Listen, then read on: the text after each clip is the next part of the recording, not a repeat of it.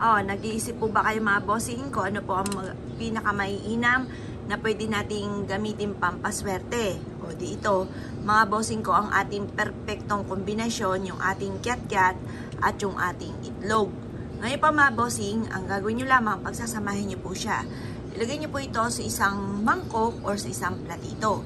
Tapos, humanap kayo sa gawing silangan. Sabihin niyo po sa pamamagitan nito, masigit kayo na makaka-attract ng swerte, magkakaroon kayo ng maraming pera, bukod sa inyo po sipag at tiyaga at pananalig sa mahal na Panginoon, ay smooth nyo makakamtan ang inyo po mga pinapangarap. Ganon ang pag-wish na walang gamit na sana, direct to the point mga bossing. At pagkatapos, ibilad nyo ito sa sinag ng araw, pero hindi diretso sinag ng araw, parang naanuhan lang siya ng liwanag na sinag ng araw. Pagtapos ng alas 8 ng umaga, kunin nyo po ito at ilagay sa inyong hapagkainan. Huwag na huwag kayong magpapawala ng pagkain sa hapagkainan. Kasi yung po, mga bossing ko, ay sumisimbolo ng kahirapan, problema sa pera, at parang kahit anong gawing kayod ay parang sa walat wala. Kaya mas mainam, kayo po lagi ay maglalaan ng pagkain sa hapagkainan. Mas mainam, kakainin, tapos papalitan nyo muli ng panibago. At huwag nyong hahayaan na talagang malinis ang hapagkainan. Swerte ang malinis, pero pagdating sa hapagkainan, dapat may nakahain tayo na pagkain na para may magtatawag ng swerte. Yung bang, di ba sabi nga nila, huwag kang magpapawala sa inyo pong pitaka, ni singkunduling ay wag ka magpapawala. Dahil walang magtatawag ng swerte.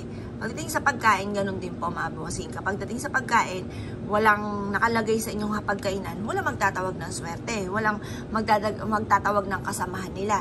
Kaya dapat meron kang kasamahan nila doon sa inyo pong hapagkainan para mas maging masagana ang pamumuhay. Subukan nyo po. Halimbawa ngayon, lagi kayong walang pagkain, lagi may problema sa pera, krisis palagi. Subukan nyo po itong perfectong kombinasyon ng orange at ganun din po mga bossing ko ang ating itlog. At mapapasin ninyo na iaadyakan naman niya kung saan lagi kayo ay suswertihin. Mapapasin ninyo na ang daming blessing na dumarating na hindi nyo po inaasahan. Yung ba tipo na parang ang dami-daming pagkain, nakakapagbigay ka pa sa iba ng pagkain, ang daming perang dumarating, yung mga ganun mga bossing. Mapapasin nyo po yan, gagaan yung dali ng swerte. Kung ikaw ay naniniwala at nais nyo pong gawin po ito, lumarga po kayo, gawin nyo po siya. Kapag wala ka namang orange, pwede nyo itong partneran ng bawang. Kasi ang bawang ay nagtataboy ng mga negatibong enerhiya sa paligid at ang bawang ay nagtatawag naman ng good spirit. Kaya subukan nyo po to. At sinisigurado ko po sa inyo, maa-amaze ka sa maraming blessing na darating dahil marami na nagpatotoo sa mga sinishare ko na sila po ay sinuwerte. Kaya kung nais po na kayo swertihin, subukan nyo po ito mga bossing.